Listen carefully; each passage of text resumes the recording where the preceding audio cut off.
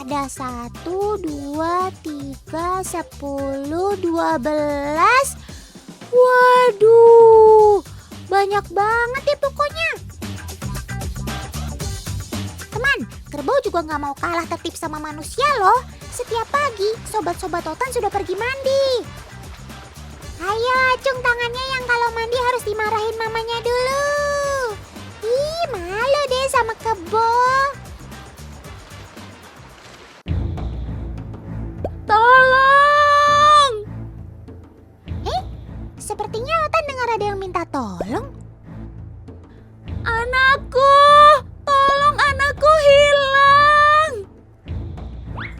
Astaga, sepertinya mama kerbau terpisah dari anaknya. Ayo teman, kita bantu cari. Bukan hanya manusia saja yang khawatir jika terjadi sesuatu pada anaknya. Tapi di dunia binatang, naluri sang induk juga sama seperti manusia. Sangat protektif, bahkan rela berkorban nyawa demi anak tercinta. Oh, so sweet. Otan ikut terenyuh lihat momen ibu dan anak kerbau ini. Kamu tidak apa-apa kan, Sob? Tidak ada oknum jahat yang coba menculik kamu kan?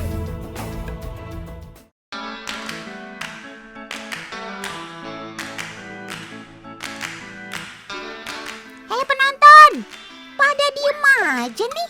Otan mau tanya kira-kira kalau lihat kumpulan kerbau yang banyak begini, identik dengan daerah mana ya? Toraja. Kurang tepat. Coba ingat-ingat lagi deh wilayah Indonesia bagian barat.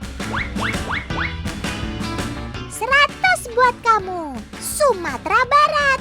Sumatera Barat atau yang dikenal dengan suku Minangkabau memiliki keterikatan sejarah dengan hewan kerbau. Di Kotorajo, Pasaman, Sumatera Barat, pemandangan puluhan kerbau digembalakan masih sangat lazim ditemui. Mulai dari jam 9 pagi, semua kerbau keluar dari kandang. Mandi lalu makan di hamparan lahan hijau yang super luas.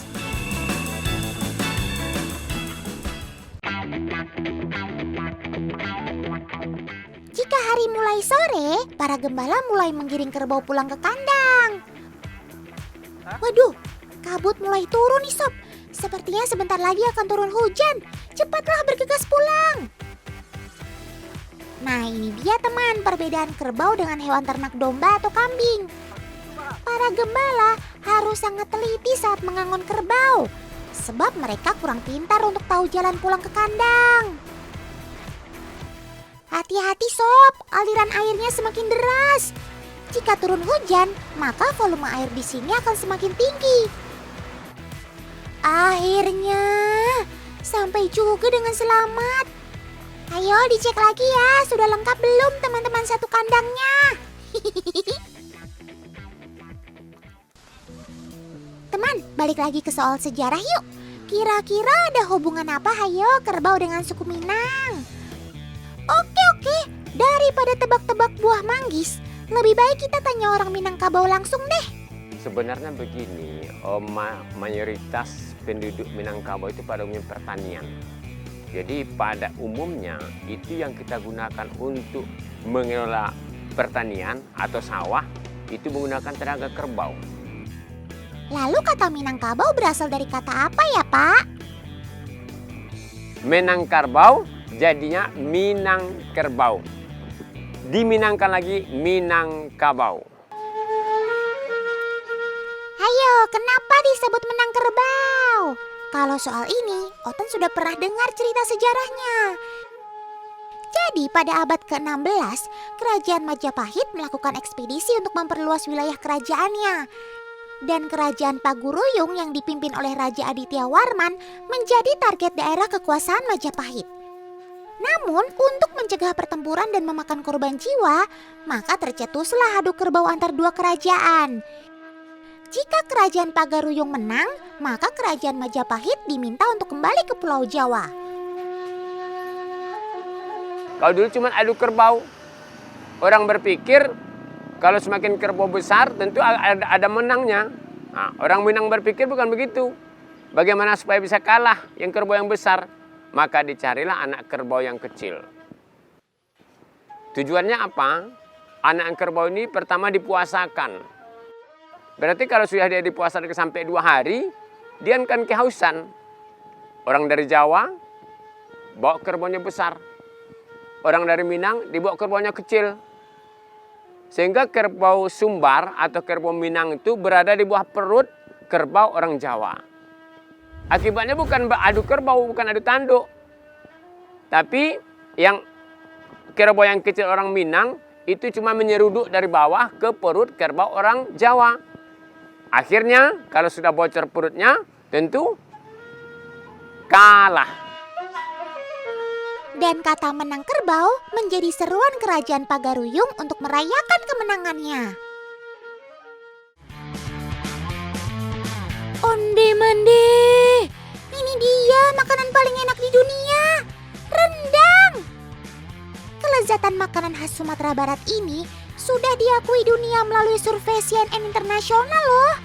Kerbau bukan hanya mencetak sejarah kata Minangkabau nih, tapi zaman dulu orang Minang memasak rendang juga dari daging kerbau.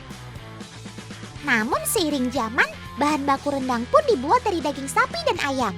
Soal rasa, tetap lama bana.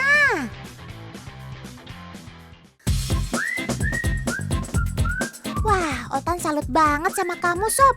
Bisa dikatakan kamu salah satu sahabat dan pahlawan bagi petani. Karena kamu berguna membantu banyak pekerjaan manusia. Seperti membajak kapal ini. Alah, bajak sawah maksudnya. Sebelum ada mesin traktor, hewan pemamah biak ini sudah hatam menggarap sawah, teman. Kaki besarnya yang kuat dapat membuat tanah lebih gembur, ramah lingkungan, dan menjaga kualitas padi yang dihasilkan. Namun, kekurangan membajak sawah dengan cara tradisional ini tentu tidak secepat menggunakan mesin. Ya, namanya juga pakai sumber daya hewan, harus dikasih waktu istirahat dong. Tapi kalau soal hasil bajakannya, boleh banget diadu.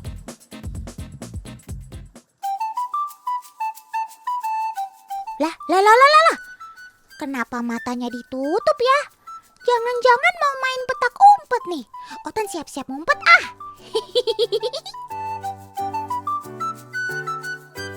Bercanda teman. Lagi-lagi di Nagari Lawang, Sumatera Barat, tenaga kerbau bukan hanya digunakan untuk bajak sawah, tapi juga membantu menggiling tebu. Cakep kan? Yaps, metode tradisional ini sudah menjadi tradisi turun-temurun. Dengan mengikatkan sebatang kayu yang terhubung ke alat giling, kerbau akan berjalan melingkar memutar alat ini. Nah, fungsi kacamata batok kelapa tadi bukan untuk menghindari debu masuk ke mata, tapi agar kerbau tidak pusing saat mengelilingi alat penggilingan, teman. Wah, terima kasih ya Sob buat semua jasa-jasamu. Pekerja keras sudah pasti. Salah satu ikon Sumatera Barat juga iya. Apalagi ya yang kurang dari kerbau? Aha! Duta Persahabatan. Teman di rumah tahu dong hewan apa yang bersahabat baik dengan kerbau? Betul, burung jalak kerbau. Loh, mana burung jalaknya ya? Om kameramen, kasih unjuk lebih dekat lagi dong. Yaps, persahabatan si besar dan kecil ini melegenda hingga sering jadi cerita dongeng anak.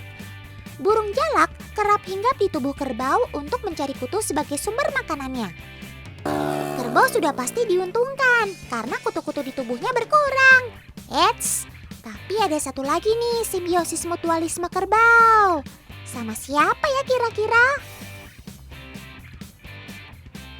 Nah, itu dia persahabatan kerbau dengan burung kuntul. Bukan hanya mendapat makan kutu di tubuh kerbau.